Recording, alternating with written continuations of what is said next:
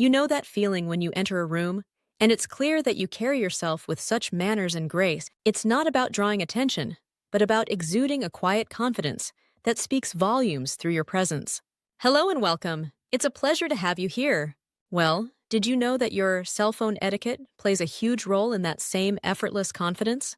We all know how easy it is to get caught up in our phones, but let's be real. There's a fine art to using your phone without letting it interrupt your aura or your reputation. In today's video, we're going to share 6 simple yet powerful cell phone etiquette that will help you elevate your cell or mobile phone etiquette.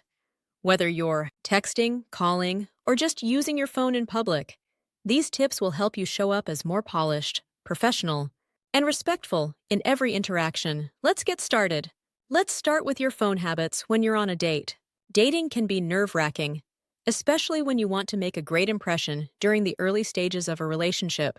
However, a common mistake is paying more attention to your phone than your date, which often happens due to nerves, boredom, or habit. While you don't need to avoid your phone entirely, being mindful of how you use it can make a big difference. A good approach is to keep your phone out of sight or on silent mode. If you are expecting an important call or message, give your date a heads up beforehand so they're not surprised if you need to step away for a moment. Now let's move on to number 2. Master the art of the 3-ring rule. When you make a call and the phone rings several times without an answer, it's a good practice to avoid letting it ring endlessly.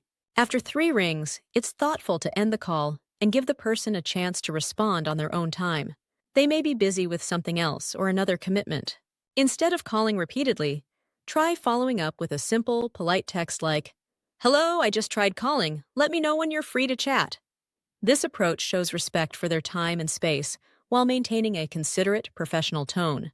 Next up, avoid using speakerphone in public spaces.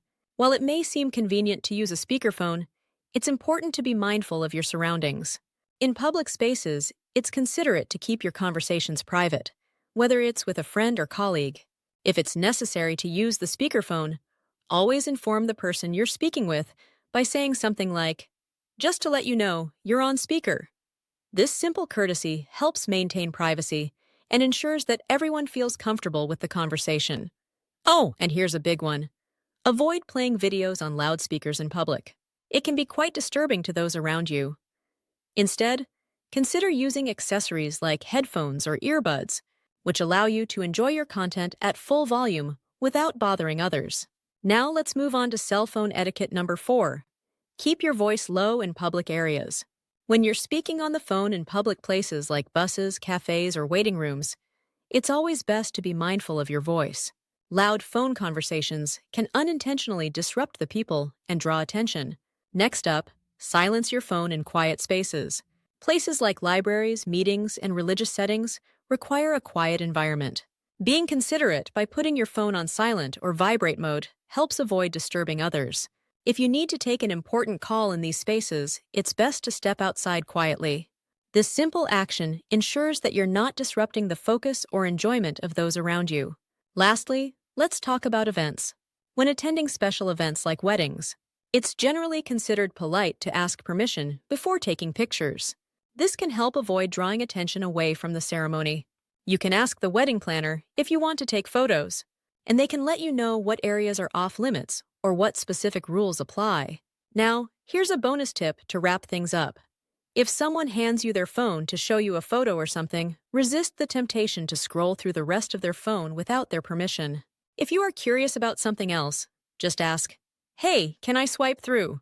and let them decide. It's always better to be polite and ask than assume. As the saying goes, behavior is a mirror in which everyone shows their image. The small choices you make, like respecting someone's privacy, show the respect and value you have for others. And there you have it.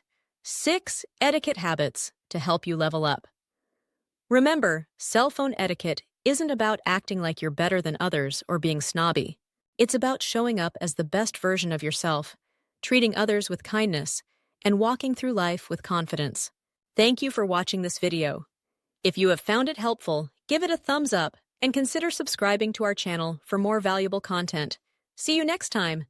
Take care.